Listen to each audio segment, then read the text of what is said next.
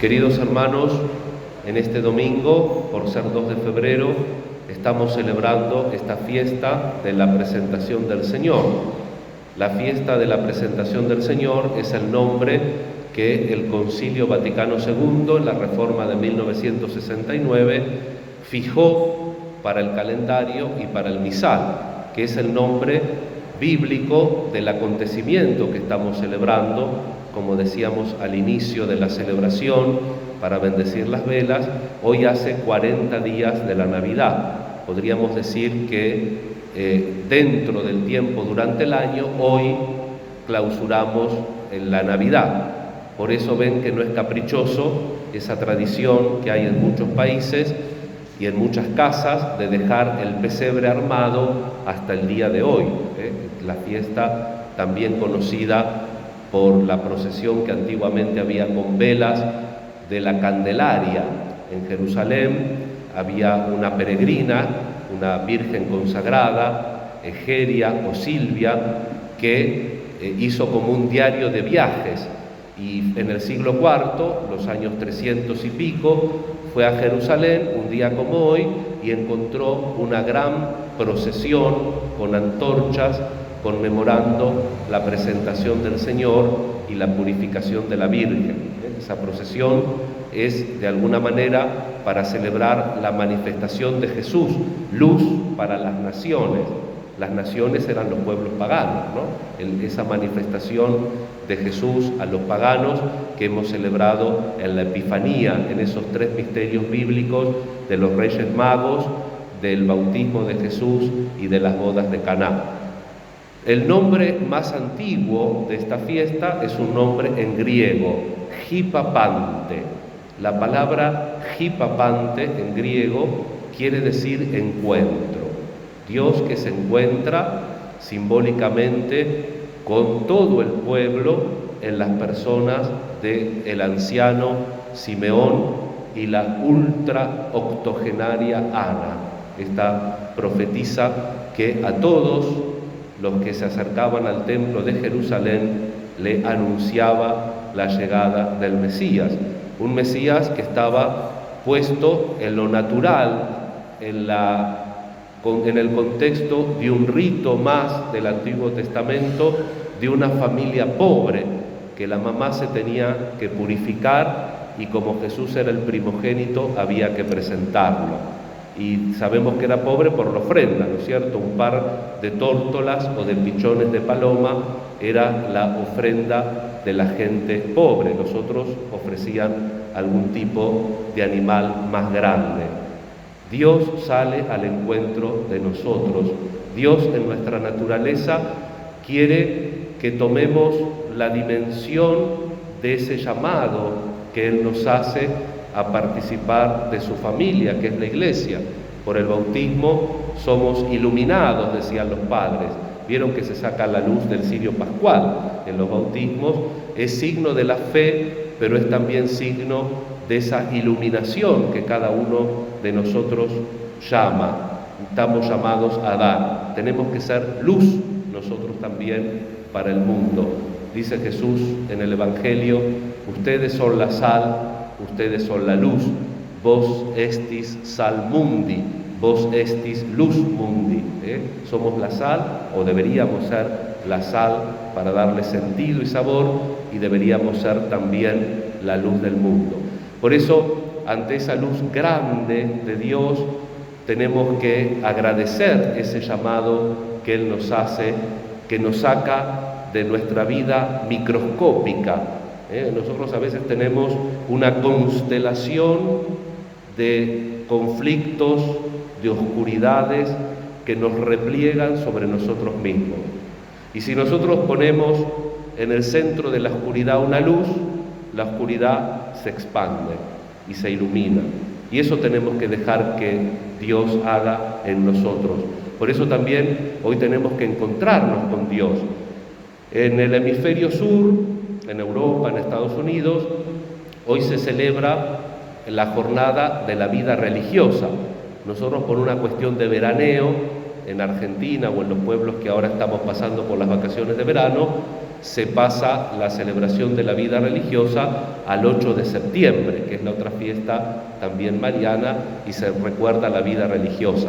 Pero desde el punto de vista teológico, la vida religiosa está hoy simbolizada en esta presentación de Jesús al templo. Entonces, la religión es cómo nosotros estamos unidos y relacionados con Dios. Religión viene de religar. ¿Cuáles son nuestros criterios? ¿Son los criterios humanos? ¿Estamos mundanizados y entonces pensamos solamente en el éxito, en nuestros gustos, en nuestras satisfacciones? ¿O realmente estamos de alguna manera poco a poco entrando en esa dinámica de la luz para iluminar, para que aquel que no tiene fe con nuestra vida, que es chiquitita, entienda que es bueno seguir a Cristo y que es bueno iluminarse con su luz? El Señor sale a nuestro encuentro, como ya decíamos en el Adviento, en uno de los prefacios, en cada acontecimiento y en cada hermano.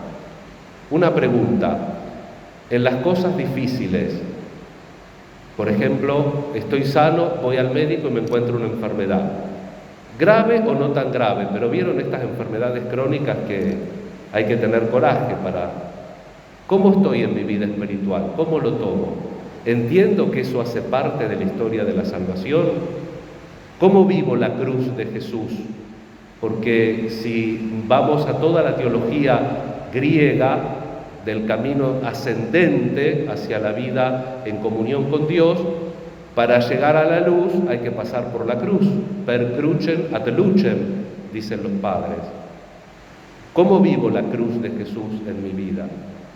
Porque la cruz de Jesús siempre está. Una espada a ti misma, le dice Simeón a la Virgen, te atravesará el corazón.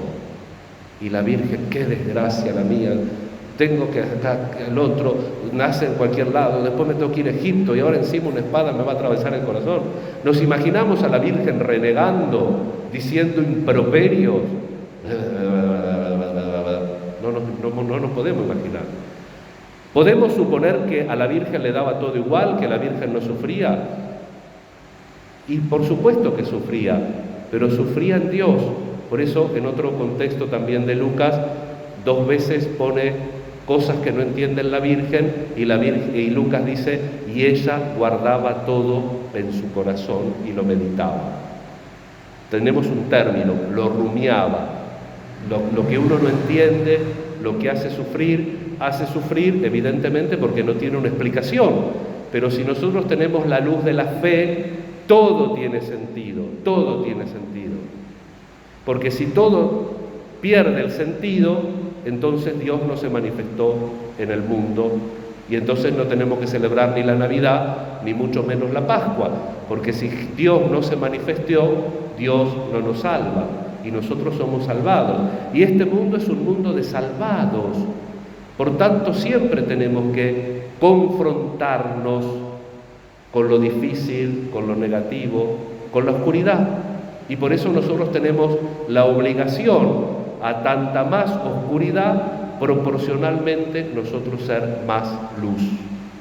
Vamos a pedir al Señor en esta Eucaristía ser presentados también. El hecho de que Jesús es presentado en el templo, de que es anunciado por Simeón, que había pedido la gracia de no morir. Ahora, ya que ve este niñito, en esperanza, ya puedo morir en paz.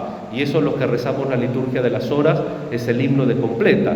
Toda la noche los sacerdotes y las religiosas y los laicos que hacen la liturgia de las horas, precisamente rezamos este himno. Ahora puedes dejar a tu siervo irse en paz, porque mis ojos han visto la salvación que preparaste para todos los pueblos.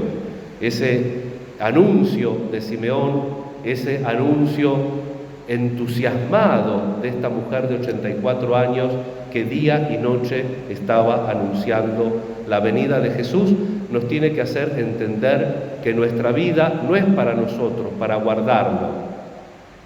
¿Se acuerda lo que dice Jesús al respecto? Que si el grano de trigo no cae en tierra y muere, queda solo, pero si muere, da mucho fruto. Entonces nosotros tenemos que aprender a morir en Dios, porque cuando nosotros nos replegamos en nosotros mismos, morimos, aún en vida, pero al no morir en Dios, no producimos frutos. Tenemos que aprender a morir en Dios, porque con Dios no morimos, porque tenemos la palabra de Él, que es vida, Él es Zoé, Él es vida y produce vida el contacto y la relación con Él.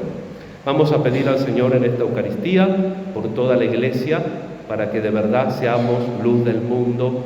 Vamos a pedir al Señor en esta Eucaristía que Él ilumine las tinieblas de nuestra vida, y le vamos a pedir al Señor la gracia de poder nosotros testificar con alegría la presencia de Jesús, a ejemplo de Simeón y de Ana, para que también nosotros vayamos creciendo en la gracia de Dios.